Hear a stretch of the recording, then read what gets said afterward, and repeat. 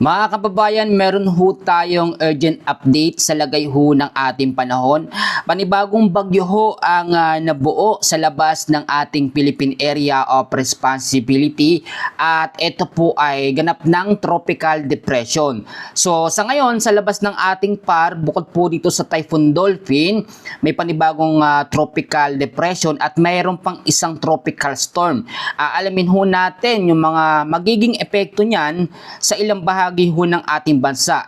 Sa ngayon din ay meron pang isang LPA dito sa may bandang kanluran, bagamat medyo malayo, at gayon din ang habagat o southwest monsoon ang nagpapaulan sa kanlurang bahagi ho ng ating bansa. Yung nararanasan ho natin ng mga pag-uulan ngayon, lahat ho yan ay dahil po sa habagat.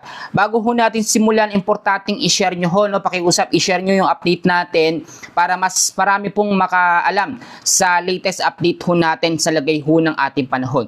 Ngayon, alamin muna natin yung pinakalokasyon nito nga pong panibagong bagyong nabuo at isang ganap ito na tropical depression.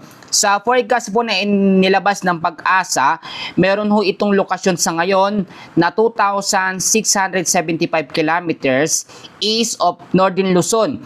Meron ho itong hangin na umaabot sa 45 kilometers per hour at meron pong bugso pa 55 kilometers per hour. Ang kilos naman ho ay umaabot sa 15 kilometers per hour pa east, southeastward.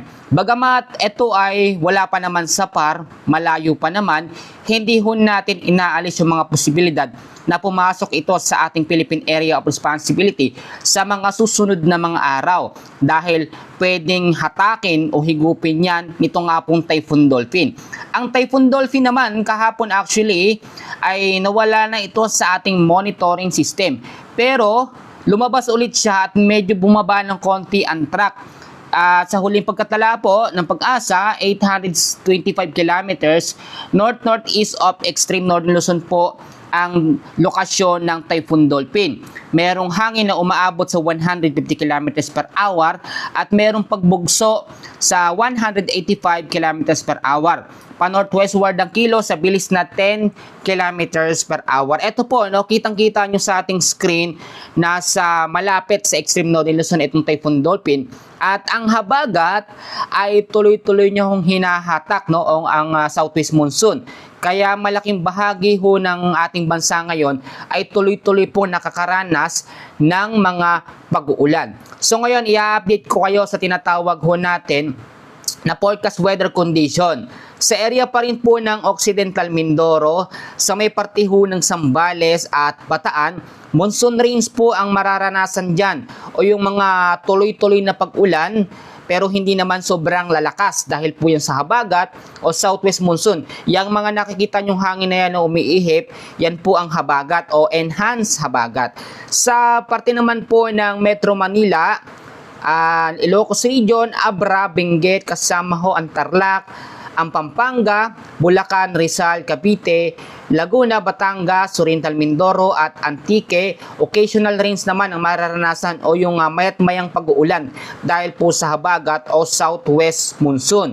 Meron tayong mga heavy rainfall warning mamaya ibibigay ko po sa inyo yung mga lugar. Sa area ng Batanes at Babuyan Island, maulap na kalangitan at mga maulan din dahil sa tinatawag natin na extension ng hangin ng Typhoon Dolphin at sumasabay din ang iihip po ng habagat. So nakakaapekto kasi ang habagat dahil sa paghigo po ng Typhoon Dolphin. Kaya na-spread out etong southwest monsoon sa malaking bahagi ho ng ating bansa. Kahit ang Eastern Visayas na apektuhan na, ang ilang bahagi ng Mindanao na apektuhan na rin ng extension po ng habagat o southwest monsoon.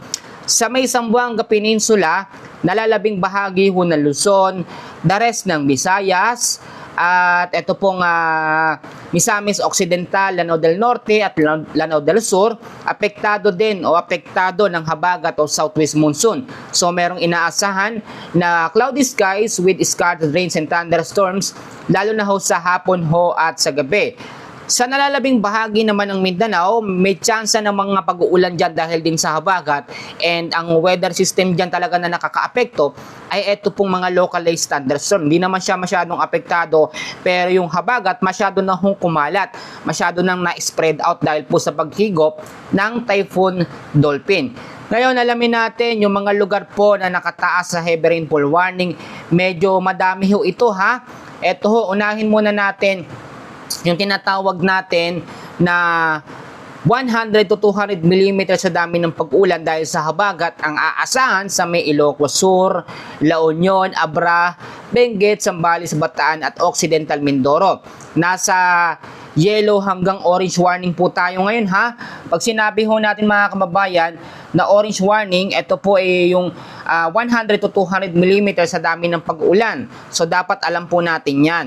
Ito naman, naka-yellow warning tayo o meron tayong 50 to 100 mm na dami ng pag-ulan sa parte po ng Ilocos Norte pa rin. Kasama ho ang Pangasinan, ang Apayao, Kalinga, Mountain Province, Ifugao. Kasama po ang Nueva Vizcaya, ang Tarlac, Nueva Ecija, Pampanga, Bulacan. Sobrang dami na ng ulan dyan sa Metro Manila, Rizal, Cavite, Batangas, Oriental Mindoro at sa may Antique.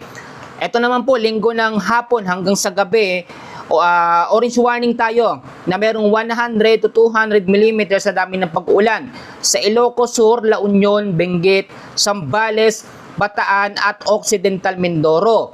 Meron naman 50 to 100 mm o yellow warning sa Ilocos Norte, Pangasinan, Abra, kasama ang Kalinga, Mountain Province, Ifugao, Nueva Vizcaya, Tarlac, Nueva Ecija, Pampanga, Bulacan, Metro Manila, ang Cavite, Rizal, Batangas, Oriental Mindoro at Antique.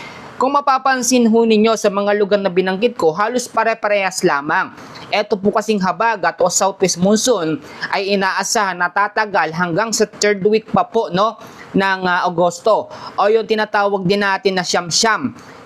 Tuloy-tuloy yung mga pag-uulan na halos isang buwan na o ilang linggo po. Ito, explain ko mamaya kung paano mawawala o paano hihina ang habagat o southwest monsoon. Meron pa po tayong nakataas by Monday naman ng hapon. Ito po, 100 to 200 mm sa dami ng pag-ulan sa La Union, Benguet, Zambales at Bataan.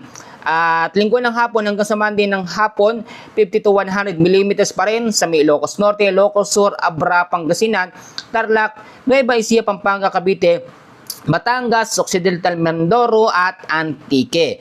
So ito explain ko pong mabuti. Ang habagat po ay hindi hihina sa ngayon hanggat nananatili pa rin ang epekto po ng Typhoon Dolphin. Ang Typhoon Dolphin ang nagpapalakas dito sa habagat, kaya nangyayari po yung tinatawag natin na rapid intensification. Pero kapag lumayo na ang track o mas umangat pa itong Typhoon Dolphin, hihina yung epekto niya dito sa habagat o southwest monsoon. Maraming nangangamba ngayon itong panibagong low pressure area ay magiging malakas ba o magiging typhoon o super typhoon. Sa ngayon, doon po sa inilabas ng Pag-asa na tinatawag ho natin na tropical cyclone threat potential, hindi naman niya nakikita na lalakas sa pagiging typhoon o super typhoon category. Pero maging alerto at maging handa po tayo dahil pwedeng palakasin niya ng habagat or ng Typhoon Dolphin. Ganito po, para mas maunawaan natin, ang mahinang sama ng panahon, LPA man yan, tropical depression, ay pinapalakas ng mas malakas po na weather system. For example, mas malakas ang Typhoon Dolphin, palalakasin niya, eto kung didikit o lalapit, or kung magkakaroon ng 1,700 kilometers na distansya, pwedeng mangyari yung tinatawag natin na Fujiwara effect. Bagamat kahit pareha silang nasa labas, pwedeng mangyari ho yun. Sa ngayon naman, bukod dyan sa tropical depression na yan at Typhoon Dolphin, meron pang isang bagyo na nasa labas ng ating par at ito sa ngayon ay nasa tropical storm category. May international name na Chanhom at merong lakas ng hangin na 65 kilometers per hour.